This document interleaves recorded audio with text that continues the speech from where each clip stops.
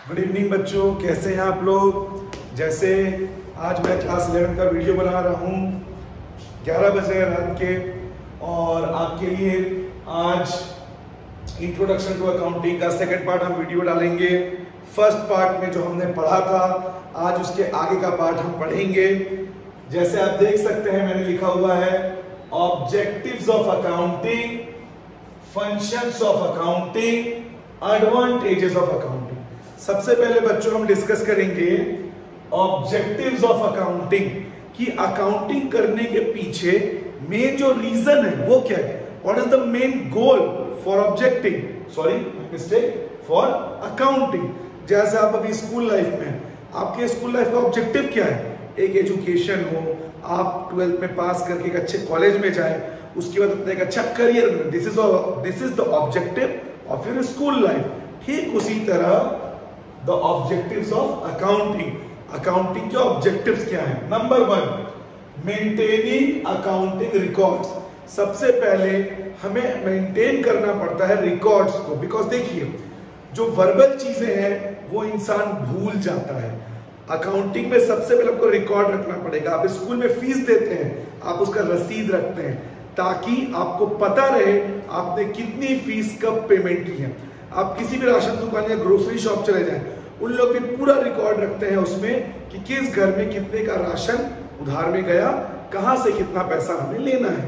तो हमारे जितने भी फाइनेंशियल ट्रांजैक्शंस हैं जो इंपॉर्टेंट होते हैं उन्हें हमें मेंटेन करना पड़ता है। स्कूल कॉलेज की फीस, स्कूल की फीस, राशन, दूध वाले को पैसा देना, ये मिडिल क्लास फैमिलीज के अकाउंटिंग रिकॉर्ड्स होते हैं। जो बड़ी बड़ी कंपनीज होती है, मल्टी $1 मिलियन कंपनीज, टाटा ने कितने की रॉ मटेरियल परचेज किया, टाटा ने एक साल में कितने का रेवेन्यू जनरेट किया, टाटा ने 3 महीने में कितने की गाड़ियां सेल की। ठीक है। अगला, डिटरमाइनिंग प्रॉफिट एंड लॉस। बिना अकाउंटिंग रिकॉर्ड चेक किए आप प्रॉफिट के बारे में अंदाजा नहीं लगा सकते। प्रॉफिट कैसे पता चलेगा? जब आप अकाउंट्स मेंटेन करेंगे, आप देखेंगे कितने का सेल्स हुआ 1 करोड़ का, कितने का एक्सपेंस हुआ। आपका जो रेवेन्यू है वो 1 करोड़ का है, आपका टोटल एक्सपेंस कितना, electricity bill, worker salary, tax and every other expense. उन सभी एक्सपेंसेस को जब आप अपने रेवेन्यू से माइनस करेंगे तब आपको पता चलेगा कि आपका प्रॉफिट कितना हुआ। हो सकता है आपको लॉस भी हो सकता है कि आपका एक्सपेंस ज्यादा है और आपका रेवेन्यू कम है। तो बिना रिकॉर्ड्स मेंटेन किए किसी भी कंपनी को अपने प्रॉफिट लॉस के बारे में पता नहीं चलेगा। जैसे आपको अपनी मार्कशीट देखकर पता चलता है कि आपने किस सब्जेक्ट में कितना स्कोर किया, उसी तरह फर्म्स को पता चलता है शीट्स को देखकर, अकाउंट्स को देखकर कि कितना सेल्स हुआ, कहां सेल्स हुआ, कहां एक्सपेंस हुआ, कहां पैसे आए, कहां कितना खर्चा हुआ, और इनको फिर एनालाइज करके, कंपेयर करके प्रॉफिट या लॉस के बारे में पता लगाया जाता है। Third, determining financial position. Financial position का मतलब कंपनी का नेटवर्थ कितना है। नेटवर्थ का मतलब कंपनी फाइनेंशियली कितनी स्ट्रांग है, कंपनी के पास कितने एसेट्स हैं। एसेट्स का मतलब प्रॉपर्टी, कंपनी के पास कितनी जमीन है, कंपनी के पास कितनी की मशीनरी है, कंपनी के पास गोडाउन में कितने का स्टॉक रखा हुआ है। ये सारी चीजों के बारे में अगर कंपनी को पता करना है तो उसके लिए भी हमें अकाउंटिंग की जरूरत पड़ेगी, है ना। फैसिलिटेटिंग मैनेजमेंट, मैनेजमेंट को हेल्प करना। जो मैनेजमेंट होता है उनको डिसीजंस लेने होते हैं कि कंपनी को कहां पैसा लगाना चाहिए। एक छोटा सा एग्जांपल लेते हैं। अगर मान लीजिए कोई एक फर्म फार्मास्यूटिकल दवाई के बिजनेस में है और वो देख रही है कि उसे अगले साल में किस में इन्वेस्ट करना चाहिए, ये वाली दवाई में, वो वाली दवाई में, तो वो अपने सेल्स को चेक करेगी, अपने रेवेन्यूज को चेक करेगी कि किसमें सेल्स, कौन सी दवाई का सेल्स ज्यादा हो रहा है, किस दवाई या वैक्सीनेशन का डिमांड पब्लिक में ज्यादा है, और कंपनियां उसमें इन्वेस्ट करेगी। एक और एग्जांपल देना चाहूंगा आपको बच्चों। हम सभी को पता है आने वाले समय में इलेक्ट्रिक कार्स पूरे वर्ल्ड में is going to take over, it is going to take over all over the automobile sector which is now being run on petrol and diesel. अब उसमें चलेंगे इलेक्ट्रिक कार्स। तो हर कंपनी अब ये देख रही है कि कौन से अपॉर्चुनिटीज हैं कि कैसे हम इलेक्ट्रिक सेक्टर में हम आगे बढ़ सके। तो जो शीट्स होते हैं, जो अकाउंटिंग रिकॉर्ड्स होते हैं, उनको चेक करके कंपनी डिसाइड करती है कि हमें अगले साल फ्यूचर में किस प्रोजेक्ट में इन्वेस्ट करना है और किस प्रोजेक्ट को बंद करना है। तो वो उसमें आ जाएगा हेल्पिंग द मैनेजमेंट उसमें सारी चीजों को देखेगी। कोई एक प्रोडक्ट बहुत अच्छा सेल हो रहा है, उसमें और मेहनत करेगी। कोई प्रोडक्ट उतना सेल नहीं हो रहा, या तो उस प्रोडक्ट को बंद कर देगी या उसको रीपैकेज करके वापस मार्केट में लाएगी ताकि कस्टमर उसको वापस से खरीदे। इसके लिए मैनेजमेंट को अकाउंट्स को चेक करना पड़ेगा, बिकॉज उसमें हर चीज का रिकॉर्ड रहेगा कि पर्टिकुलर प्रोडक्ट कितना सेल हुआ, कौन सा पर्टिकुलर प्रोडक्ट कितना डिमांड में है या कौन सा पर्टिकुलर प्रोडक्ट डिमांड में नहीं है। Providing accounting information to users. इसके बाद जो यूजर्स होते हैं, जैसे बैंक को आपका अकाउंटिंग इंफॉर्मेशन क्यों चाहिए? बिकॉज बैंक ने अगर आपको लोन दिया है तो बैंक उसमें इंटरेस्ट चार्ज करेगा। गवर्नमेंट को क्यों चाहिए? बिकॉज गवर्नमेंट उसमें टैक्स इंपोज करेगा। वर्कर्स को क्यों चाहिए? बिकॉज वर्कर्स उसमें बोनस का डिमांड करेंगे। तो इन यूजर्स को आपको अपना अकाउंटिंग रिकॉर्ड दिखाना पड़ेगा ताकि वो उसके अकॉर्डिंग अपना डिसीजन ले सके। और बैंक को देना इसलिए भी जरूरी है, अगर आप प्रोस्पेक्टिव लोन लेना चाहते हैं फ्यूचर में, you are thinking to invest in a particular project, you want to expand your company, so you will go to the bank asking them to grant a loan. So they will ask for your accounting records. अगर उन records में profit show हो रहा है, अगर आपका records properly maintained है, तो बैंक आपको लोन पास करेगा। और अगर बैंक आपके अकाउंटिंग रिकॉर्ड से सेटिस्फाई नहीं है तो बैंक आपको लोन पास नहीं करेगा। प्रोटेक्टिंग बिजनेस एसेट्स, ये जो वर्ड है इसको समझिए। एसेट्स क्या होता है? एसेट्स मतलब जो बिजनेस की प्रॉपर्टी है। जैसे फॉर एग्जांपल मेरा ये कोचिंग है, मैं बच्चों को पढ़ाता हूं, तो ये व्हाइट बोर्ड, ये डेस्क बेंच, ये एसी, ये फैन जहां पे बच्चे पढ़ रहे हैं, वाटर कूलर जहां से बच्चे पानी पी रहे हैं, ये सारी चीजें मेरे लिए एसेट्स हैं। बिकॉज यही मैं बच्चों को पढ़ा रहा हूं और इसी से मेरा लाइवलीहुड, मेरी रोजी रोटी चल रही है। अगर एक कार मैन्युफैक्चरिंग कंपनी है तो वो मशीन्स, वो वर्कर्स, वो जमीन, वो फैक्ट्री उसके लिए एसेट्स है, बिकॉज वो उसको पैसे कमाकर दे रहा है। और आपका अकाउंटिंग रिकॉर्ड्स आपके एसेट्स को प्रोटेक्ट करता है। आप खुद सोचिए, आपके बैंक में कितना पैसा जमा है, आपके पोस्ट ऑफिस में कितना पैसा जमा है, आपने क्रिप्टो में पैसा लगाया है क्या, आपने शेयर मार्केट में पैसा लगाया है क्या, इसका रिकॉर्ड रखेंगे तब आपको नॉलेज रहेगा, आपके माइंड में रहेगा कि आपके अकाउंट में ओवरऑल कितना पैसा है, तब आप उसको प्रॉपरली मैनेज करेंगे। अगर आप उसको मैनेज नहीं करेंगे, आप उसको रिटर्न रिकॉर्ड में नहीं रखेंगे, तो आपको पता नहीं चलेगा किस बैंक में कहां पे कितना पैसा जमा है, जिससे आप सही डिसीजन नहीं ले पाएंगे। एग्जाम्पल, अगर मुझे पता है कि मेरे बैंक अकाउंट में 15 से 20 लाख रुपए हैं, तो मैं उस हिसाब से कोई एक प्रोडक्ट परचेज करूंगा। अगर किसी बिजनेस को पता है कि मेरे अकाउंट में इतना पैसा है, तो वो उस हिसाब से बिजनेस के लिए नए एसेट्स परचेज करेगा। तो हर किसी को ये पता होना चाहिए उसके पास कितने एसेट्स हैं, और इसके लिए अकाउंट्स का मेंटेन होना जरूरी है। किसी कंपनी की कितनी जमीन है, किसी कंपनी के पास कितनी मशीनरी है, कितने का गोडाउन में स्टॉक पड़ा हुआ है। आप जानते हैं बिल गेट्स, जो एक समय दुनिया के सबसे अमीर आदमी थे, आज भी वो टॉप 10 में आते हैं। अमेरिका में सबसे ज्यादा जमीन उनके पास है, कई लाखों एकड़ जमीन। तो क्या उन्होंने उसका रिकॉर्ड नहीं रखा होगा? अगर वो रिकॉर्ड नहीं रखेंगे तो उतने सारे एसेट्स का वो माइंड में याद तो नहीं रख सकते, तो उसको प्रॉपरली मैनेज कैसे करेंगे?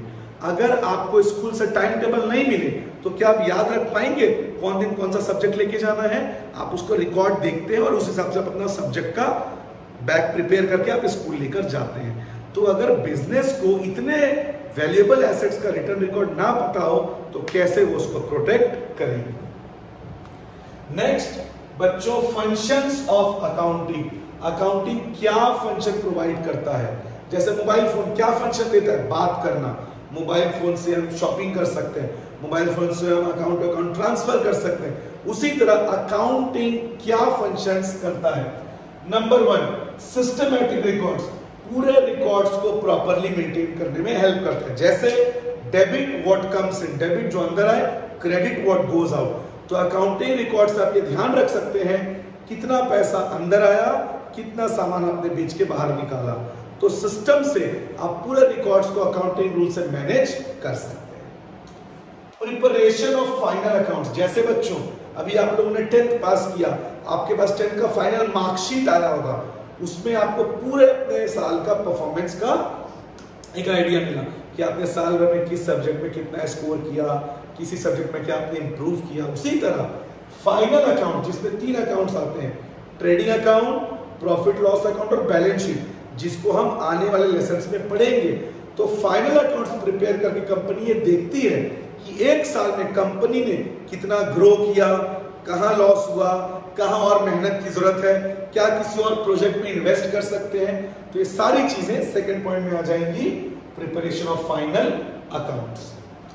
लीगल रिक्वायरमेंट, लीगल यानी कि कोड ये कहता है it's compulsory to maintain accounting records. मान लेते हैं कि हमने 10 लाख का रॉ मटेरियल ऑर्डर किया, उसने हमको बिल्कुल ही लो क्वालिटी का, डिग्रेडेड क्वालिटी का हमें रॉ मटेरियल सप्लाई किया, जिस वजह से हमें लॉस हुआ, तो हमें उसे केस करना पड़ेगा। और जब हम केस करने जाएंगे कोर्ट में, when we will sue him for the degraded quality products that is supplied to us, the court will ask what is the proof. So then we have to provide them with a satisfactory receipt that yes we have purchased a material and this is the legal proof. अगर हमारे पास कोई legal proof नहीं है, हमने bill नहीं लिया था, तो कोर्ट वहीं पे केस को कैंसिल कर देगा। तो लीगल प्रूफ के लिए कोर्ट को हमें प्रूफ देना पड़ेगा, इसीलिए भी अकाउंटिंग रिकॉर्ड्स को मेंटेन करना जरूरी है, ताकि अगर आपके साथ फ्रॉड हुआ तो आप केस कर सकें। Next, communicating financial information. ये बच्चों इसी पॉइंट का रिपीटिशन है जिसमें मैंने कहा था कि अकाउंट्स इंफॉर्मेशन में यूजर्स को देना पड़ेगा। कौन से यूजर्स? गवर्नमेंट को, ताकि गवर्नमेंट सही टैक्स ले सके, वर्कर्स को, ताकि वर्कर्स क्या कहते हैं उसको बोनस डिमांड कर सके, और बैंक को कि अगर आपको बैंक से लोन लेना है तो बैंक। इसके अलावा सप्लायर को भी, जो आपको क्रेडिट में माल सप्लाई कर रहे हैं। बड़े बड़े बिजनेस में कैश में माल की सप्लाई नहीं होती, 2-3 महीने के लिए करोड़ों का ट्रांजैक्शन होता है क्रेडिट में। तो जो बड़े बड़े सप्लायर होते हैं वो तब आपको माल की सप्लाई करेंगे, तब आपको रॉ मटेरियल की डिलीवरी देंगे।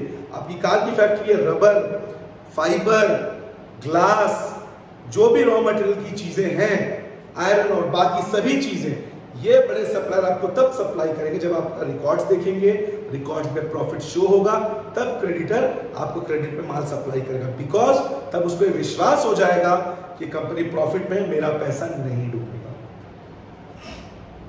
असिस्टिंग मैनेजमेंट, ये भी मैंने आपको बता दिया, फैसिलिटेटिंग मैनेजमेंट का पॉइंट ही रिपीट हो रहा है बच्चों।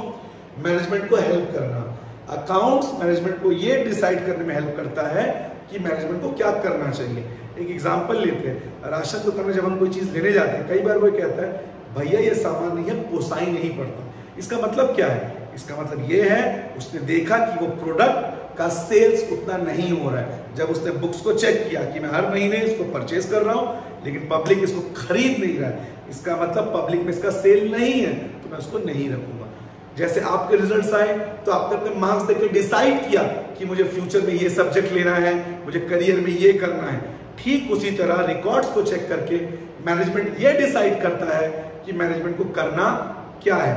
अभी अगर मैकडॉनल्ड्स इंडिया में अपने नए ब्रांचेस को ओपन करना चाहता है तो ये अपने पुराने रिकॉर्ड्स को चेक करेगा कि चलो देखते हैं जिस जिस सिटी में मेरे आउटलेट्स हैं, क्या वहां पे बढ़िया सेल हो रहा है। अगर मैकडॉनल्ड्स को बढ़िया ग्रोथ दिख रहा है, बढ़िया सेल्स दिख रहा है, रिकॉर्ड्स में दिख रहा है कि हाँ पब्लिक आ रही है, डिमांड हो रहा है, सेल्स बढ़ रहे हैं, तो मैकडॉनल्ड्स एक नए सिटी में भी अपना आउटलेट डालेगा। लेकिन अगर मैकडॉनल्ड्स को दिखा कि नहीं सेल्स नहीं हो रहे हैं, तो मैकडॉनल्ड्स नए सिटी में आउटलेट डालने से पहले कुछ एक्शंस लेगा, या तो कुछ डिस्काउंट्स देगा, कुछ नए प्रोडक्ट्स लॉन्च करेगा। तो ये सब कैसे डिसाइड होगा? अपने अकाउंटिंग रिकॉर्ड्स को चेक करके। लास्ट टॉपिक बच्चों, एडवांटेजेस ऑफ अकाउंटिंग। अकाउंटिंग जो है उसकी एडवांटेजेस क्या है? स्कूल लाइफ का, एजुकेशन का एडवांटेज क्या है? You will become more confident.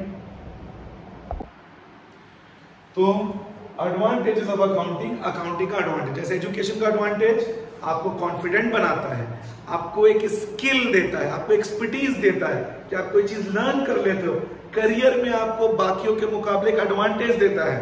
ठीक उसी तरह अकाउंटिंग के क्या एडवांटेजेस है, क्या फायदे हैं। Number 1, financial information about business. आपको अपने बिजनेस का पूरा डिटेल पता चल जाता है कि आपके क्रेडिटर कितने हैं, कहां से आपने उधार में माल खरीदा है, आपके डेटर कितने, कहां से आपको माल की सप्लाई माल जिनको आपने सप्लाई किया था उधार में उनसे आपको कितने पैसे वसूल करने हैं, आपके गोडाउन में कितना स्टॉक पड़ा हुआ है, आपकी कितनी सेल्स हुई है, आपको कितना प्रॉफिट हुआ।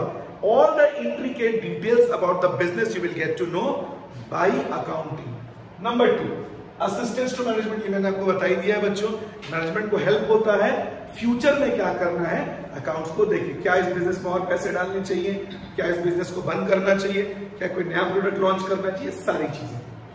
रिप्लेसेस मेमोरी, जैसे आपको अपने दोस्तों का फोन नंबर याद करने की जरूरत नहीं है, आपके फोन में सेफ है, उसी तरह आपके बिजनेस का हर डिटेल आपने रिकॉर्ड किया हुआ है, तो आपको मेमोरी में कुछ याद करने की जरूरत नहीं। कंपैरेटिव स्टडी, कंपेयर करना, आपको अपने कंपटीटर, आप मान लीजिए एक क्लोथ फैक्ट्री का आपका काम है, ठीक है ना। अब क्लोथ फैक्ट्री में आपके बहुत सारे कंपटीटर भी हैं जो आपकी तरह कपड़े बना रहे हैं, तो आपको कंपेयर कर सकते हैं। आपने अपना प्रॉफिट देखा 40 करोड़, आपने देखा आपका जो कंपटीटर है उसका प्रॉफिट है 20 करोड़, तो इससे आपको पता चला कि आपका प्रॉफिट अपने कंपटीटर के मुकाबले ज्यादा है। This kind of comparison is known as interfirm comparison. और इंट्राफर्म कंपैरिजन, जब आपने अपने ही कंपनी के पिछले साल के परफॉर्मेंस से इस साल के परफॉर्मेंस को कंपेयर किया। पिछले साल आपकी कंपनी ने 10 करोड़ कमाया था, इस साल आपकी कंपनी ने 40 करोड़ कमाया, मतलब आपकी कंपनी ने 30 करोड़ का ग्रोथ अचीव किया। इस तरह के कंपैरिजन को कहते हैं intrafirm comparison. Means when you compare your firm's last year performance with current year performance, it is known as intrafirm. And when you compare your company's current year performance with your rival company's current year performance, that is known as interfirm. तो comparison के लिए आपको data चाहिए, और वो data को कौन provide करेगा, अकाउंटिंग, कि उसके अगर 100 सेल्स हुआ है कार का तो मेरा कितना सेल्स हुआ है, ठीक है बच्चों।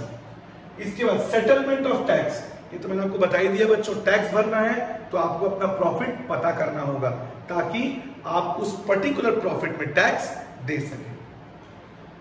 अवेलिंग लोन्स, ये भी बता दिया मैंने, अगर आपको बैंक से लोन पास करवाना है तो बैंक को आपको प्रॉपर रिकॉर्ड शो करना पड़ेगा कंपनी के प्रॉफिट का, ताकि आपको बैंक से आसानी से लोन पास हो जाए।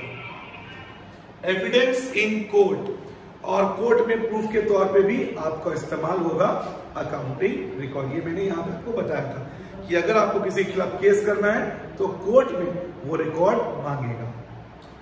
सेल ऑफ बिजनेस, भैया मुझे गाड़ी भी बेचनी है किसी को सेकंड हैंड में, तो वो गाड़ी का पेपर मांगेगा। तो जब आप अपना बिजनेस किसी को सेल करोगे फॉरएवर, हमेशा के लिए, तो वो बोलेगा बिजनेस का पेपर दिखाइए। और बिजनेस का पेपर मतलब इतने साल का प्रॉफिट लॉस, बिजनेस की कितनी प्रॉपर्टी है, कितना सेल हुआ है, ये सारी चीजें। जैसे रिसेंटली एयर इंडिया ने खुद को टाटा को बेच दिया, Tata took over the air India, Tata ने एयर इंडिया को खरीद लिया, तो एयर इंडिया ने अपना सारा रिकॉर्ड टाटा को दिया, कितने प्लेन्स है, कितने उसके ऊपर लायबिलिटी है, कितनी उधारी है, A to Z। Helps in insolvency, insolvency का मतलब होता है कंपनी का बंद हो जाना फॉरएवर। और जब कंपनी बंद हो जाती है, कंपनी लॉस में चली जाती है, हिंदी में इसको दिवालिया बोलते हैं, तो कंपनियां इंडियन गवर्नमेंट से बेल आउट पैकेज मांगती है कि हमारी कंपनी बहुत घाटे में जा रही है, प्लीज गवर्नमेंट हमारी हेल्प करे। और गवर्नमेंट तब रिकॉर्ड्स मांगती है, आपको रिकॉर्ड देना पड़ेगा। अगर गवर्नमेंट आपके रिकॉर्ड से सेटिस्फाइड है तो आपको लंबे समय के लिए लोन देगी कि आप उस लोन से अपने कंपनी को रीस्टार्ट करें और प्रॉफिट लाएं। इसको कहते हैं बेल आउट पैकेज। ये आपके बुक में नहीं है, मैंने आपकी जानकारी के लिए आपको बताया। हेल्पफुल इन पार्टनरशिप, अगर आपको अपने बिजनेस में नया पार्टनर चाहिए तो पार्टनर बोलेगा मैं क्यों अपना पैसा लगाऊं, मैं क्यों तुम्हारी कंपनी में पैसे डालूं। तब आप दिखाएंगे कि ये देखो हमारी कंपनी में इतना प्रॉफिट हो रहा है, आप हमारी कंपनी के साथ जुड़ेंगे तो आपको भी प्रॉफिट होगा। तब पार्टनर, नया जो पार्टनर आएगा वो अपना पैसा बिजनेस में लगाएगा। ठीक है, आई होप बच्चों आपके टॉपिक समझ में आया हो। आज की क्लास यहीं तक। आपके लिए मैं इस बारिश में वीडियोस बना रहा हूँ, तो आपसे एक ही रिक्वेस्ट है, अगर आपको वीडियोस अच्छी लग रही है, आपको पढ़ाई समझ में आ रही है, तो प्लीज इस वीडियो को ज्यादा से ज्यादा लाइक शेयर और सब्सक्राइब करें। Good night.